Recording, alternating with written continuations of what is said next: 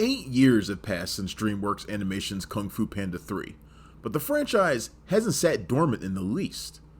There have been multiple television series and various specials that have kept Jack Black's joyful, bulbous panda warrior Po quite busy.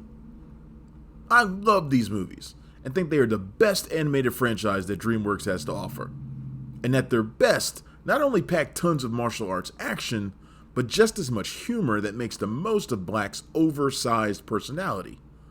Unfortunately, Kung Fu Panda 4 is not this franchise at its best, not even close. Kung Fu Panda 4 feels like it started life as a season of television, not as the fourth movie in a billion-dollar big-screen franchise.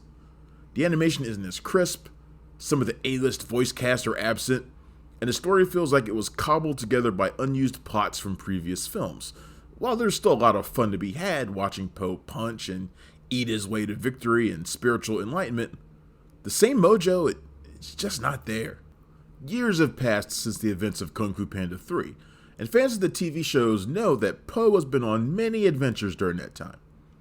But now Master Shifu, played by Dustin Hoffman, has told Po it's time to relinquish the role of Dragon Warrior.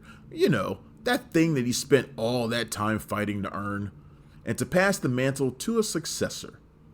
Po would instead elevate to become the new spiritual master of the region, similar to Master Oogway before him. But Po, not wanting to give up punching people for a living, doesn't like this idea at all. A potential candidate emerges in Jen, voiced by Awkwafina, a sly ninja fox and thief who, after battling Po to a slim defeat, warns him of the arrival of the Chameleon, voiced by Viola Davis, a shape-shifting sorceress who has begun amassing power by defeating other powerful rivals. She and Po are on a collision course, and it's in question whether he will live to even pass the title Dragon Warrior to another anyway. First of all, Chameleon isn't the most inspiring of villains for Kung Fu Panda, which generally has pretty good enemies for Po to battle against. The best rivals are like two sides of the same coin. And one of the great things about these movies is that Po would grow and learn more about himself along the way. But it felt like his story had reached full circle already. And there was nothing new that this fight could teach him. It also doesn't make sense that Po would be forced to retire from being the Dragon Warrior so soon. I mean, Master Oogway was old. And it felt like a needless plot device. Why can't they just give us Po stuffing his face, embarrassing his masters, and yelling skadoosh as he jump kicks some animal clown into oblivion? It's not complicated. Jack Black is clearly still game for voicing Po, and the fit couldn't be more perfect. I mean, he's perfect as Po. Even as he's belting out his own rendition of Britney Spears' Baby One More Time over the closing credits, we're game to rock out with him. The film is also missing the blockbuster scale given to the previous films by director Jennifer Yu Nelson. In previous interviews, she has said she always saw Po's story as a trilogy, and she was right to feel that way. Kung Fu Panda 4 feels small by comparison, and less exciting without the presence of the Furious 5 super team, which featured undoubtedly expensive voice talent such as Angelina Jolie, Seth Rogen, and Jackie Chan. They are a big part of taking the kung fu action up a notch by representing all of the major animal styles of Hung Ga.